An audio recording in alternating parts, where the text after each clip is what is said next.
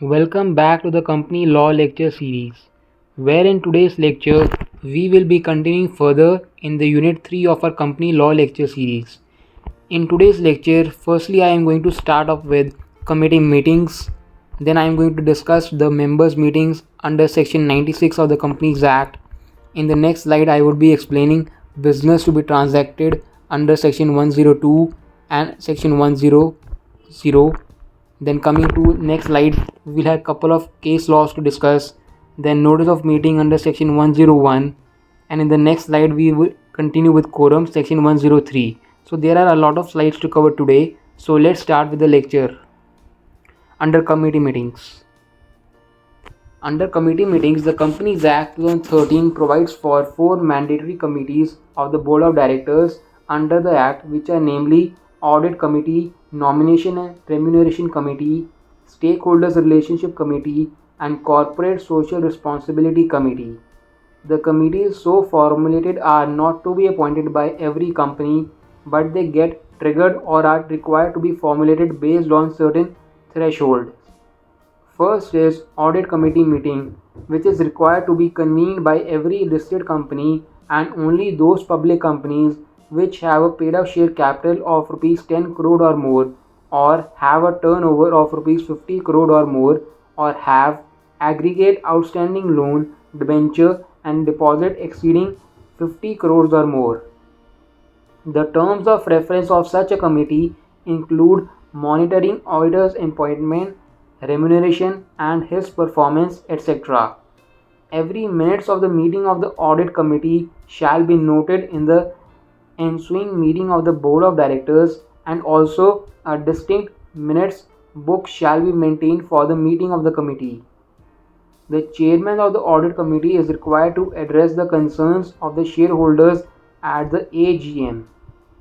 Next up is nomination and remuneration committee meeting are also a mandate for every listed company and only those public companies which have a paid up share capital of rupees 10 crore or more, or have a turnover of rupees 100 crore or more, having aggregate outstanding loan, debenture and deposit exceeding rupees 50 crore or more. The committee is required to ensure that the level and composition of remuneration is reasonable and sufficient to attract, retain, and motivate directors of the quality required to run the company successfully. Next up is Stakeholders Relationship Committee meetings, which are required to address the grievances of the stakeholders of the company. This committee is to be constituted by every company which has the strength of more than 1,000 shareholders, debenture holders, deposit holders, and any other security holders at any time during the financial year. Next up is Corporate Social Responsibility Committee meeting, which shall take all decisions as regards the CSR policy of the company in its meetings. Such committee shall consist of at least 3 directors, of which at least 1 director shall be an independent director. Now let's shift to the next slide of this lecture, which is members meetings under section 96 of the Companies Act, which explains annual general meeting. One of the opportunities annually given to the members of a company is to take part in the business of the company by exercising their power to take decisions.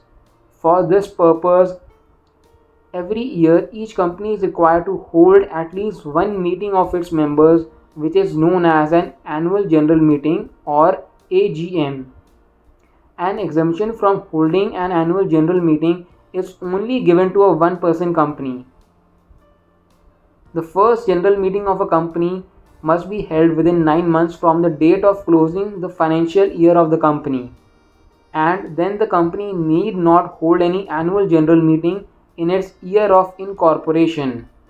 The subsequent annual general meetings shall take place within 6 months of the date of closing of the financial year. The time prescribed for the first annual general meeting cannot be extended. However, the time period for subsequent annual general meetings may be extended to a maximum of 3 months with the leave of the Registrar of Companies.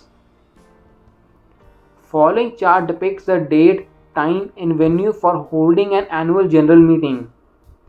Here the central government is empowered to exempt, subject to conditions, any company from holding such meeting in accordance with the date, time and venue as prescribed.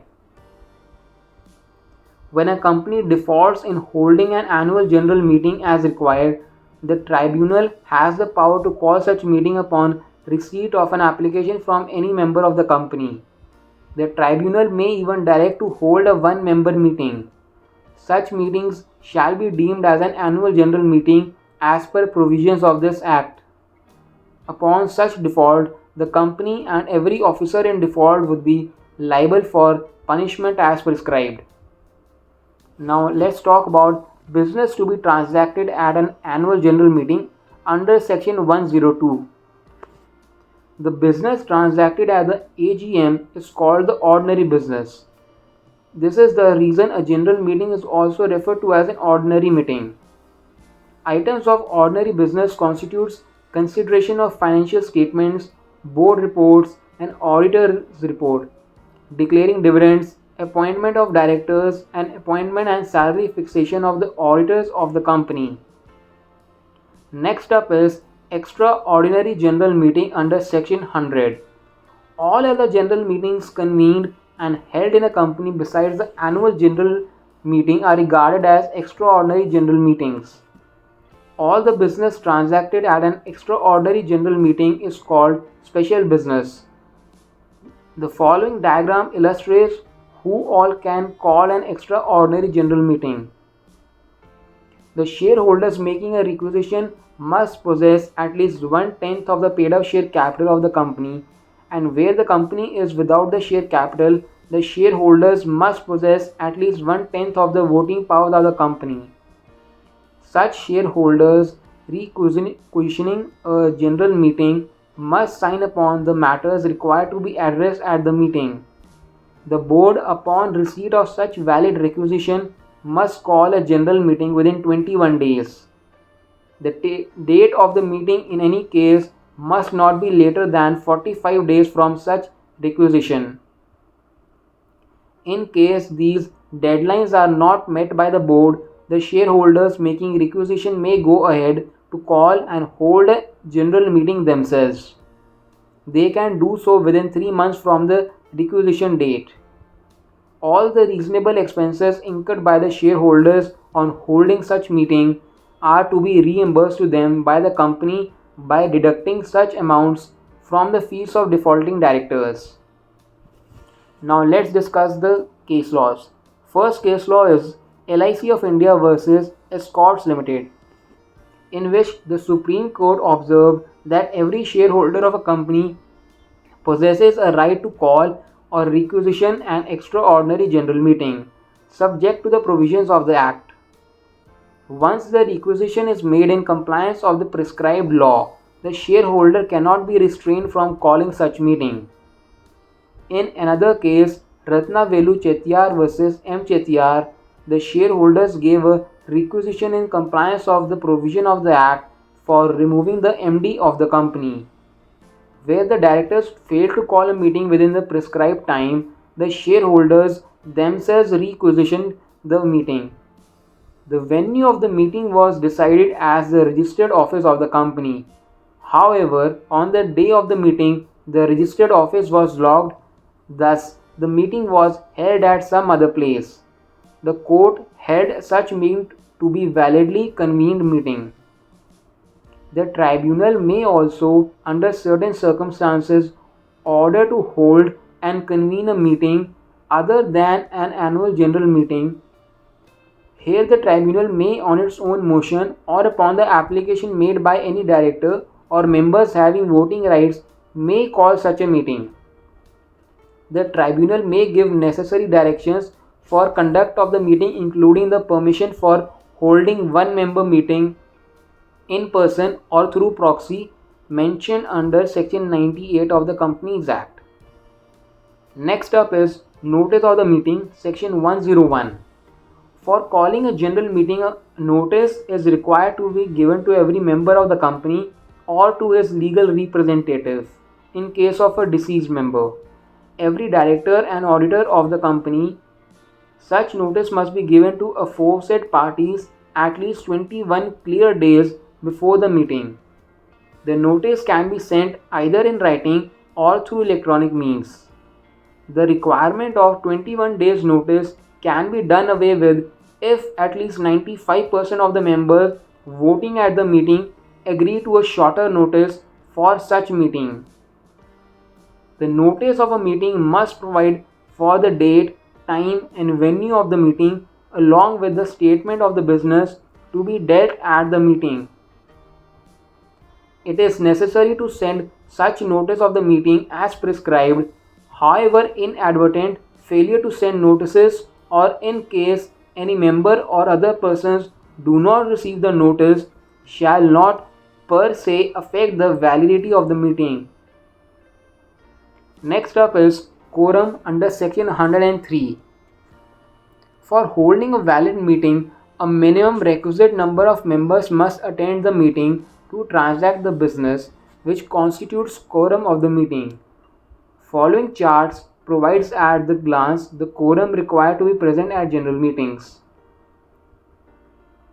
Under public company, 5 members personally should be present, 15 members personally present when the membership of the company as on the date of the meeting is more than 1000 but up to 5000, or 30 members personally present when the membership of the company as on the date of the meeting is more than 5000, and in case of private company, 2 members personally should be present. Next up is adjournment of a meeting. When the requisite number of members are not present in the meeting within half an hour of the allotted time, such meeting is adjourned to be held on the same day next week at same time and venue or as scheduled by the board. The only exception to the rule is when the meeting is called by the requisitionist. In such a case, the meeting is not adjourned for the want of quorum and is cancelled. In other cases, members present within half an hour of the adjourned meeting shall constitute the quorum. Next up is chairman of a meeting. Section 104 of the Companies Act states that a chairman is elected by the members personally present at a meeting by the show of hands. Such a chairman is required for orderly conduct of the meeting. In case a poll is demanded for electing a chairman, the provisions of the Act shall apply and the earlier chairman shall continue unless a new one is appointed. Proxies. Under section 105, members are entitled to attend and vote at the meeting and may participate in the decision-making process by voting in the meeting either personally or through a duly appointed proxy. The proxy is another person whom a member appoints to attend and vote at the meeting on his behalf. However, such a proxy does not possess the right to speak at such meeting on behalf of the member, nor is he entitled to vote except in case of voting by poll. Section 105 of the Act further deliberates upon the provisions for appointing a proxy. A member can revoke his proxy by a notice in writing. A member can appoint more than one proxies for the same meeting in case he possesses different shares of that company. But in case the said member appoints more than one proxies for the same bunch of shares, then all the proxies shall be jointly and severally liable. Now let's talk about voting at a meeting under section 106. A member can participate in the decision-making process of the company by voting at the meetings. Such a right to vote can only be restricted by the articles of a company where it stipulates that the shares in respect of which any call money or sums remains due or shares upon which the company has exercised any lien, such shareholders do not have right to vote. Next up is voting by show of hands under section 107. When a resolution is to be passed at a general meeting, voting takes place by show of hands unless the members ask for a poll or voting happens electronically. Such voting is evidenced through the chairman's declaration and an entry to this effect in the minutes of the meeting. Next up is voting through electronic means. Section 108 read with Rule 20 Companies Management and Administration Rules 2014. The central government may prescribe, in accordance with the Rule 20, certain class or classes of companies, also the manner in which a member may vote by the electronic means. Next up is demand for a poll, Section 109, read with Rule 21 Companies Management and Administration Rules of 2014. A poll may be either ordered by the chairman suo motu or may be demanded by such number of members prescribed under this section. Where a resolution is to be passed through poll, the chairman shall require the assistance of certain persons for scrutinizing the poll and the votes, and to prepare a report in accordance with the Rule 21 of Companies Management and Administration Rules 2014. The chairman has the power to regulate the poll in accordance with the said rules. Postal ballot, Section 110, read with Rule 22 Companies Management and Administration Rules 2014, states that a central government notification may declare certain business items, excluding the items of ordinary business, to be dealt by the postal ballot. A resolution passed by the required majority by a postal ballot shall be deemed to be passed at a duly convened general meeting. Next up is ordinary and special resolution under Section 114. Decisions in a company are taken by passing resolutions to that regard. The resolutions can be ordinary, special, and resolutions requiring special notice, depending upon the nature of the decision to be taken. Ordinary resolution is said to be passed when the votes cast by the eligible members in favor exceed the votes casted against any resolution. Here the members can either vote in person or through proxy. The chairman of the meeting possesses a casting vote in case of a tie. Whereas a special resolution is said to be passed for a resolution when a notice duly given for the purpose clearly specifies that the resolution to be passed in a special one. Such resolutions require that the votes by the eligible members must be 3 times in favor in comparison to the votes cast against the resolution. Here the person can either vote in person or through a proxy. Now coming to the next slide, resolutions requiring special notice under Section 115. There are certain resolutions which require special notice. According to Section 115, any such notice required to be given shall be brought at the instance of members holding not less than 1% of total voting power in case of company not having share capital, or members holding shares on which an aggregate sum of not exceeding 5 lakh rupees paid up on the date of notice. Rule 23 further provides the time and means of sending such special notice. Next up is minutes of the meeting, Section 118, read with Rule 25 of Companies Management and Administration Rules 2014. Companies are required to maintain and keep the records of the proceedings of every meeting called the minutes of the meeting, which are to be prepared according to provisions of this Act and the secretarial standards. The minutes of each of the meeting are to be recorded succinctly, including all the details like the new appointments made. The minutes prepared in the loose sheets must be signed by the chairman within 30 days of the meeting in the form of a book with pages consecutively numbered. The minute book of each kind of company, which is the general meetings, creditors meetings, are to be kept separately. The minutes of the meeting shall have an evidentiary value for the proceedings mentioned therein. So that was all about today's lecture, where I try to explain all the slides in detail and some case laws also. Next up, we would be discussing distribution of powers between board of directors and shareholders in the next lecture. So thanks for watching this lecture series, and do not forget to like this video and subscribing to this channel for such lectures in the future.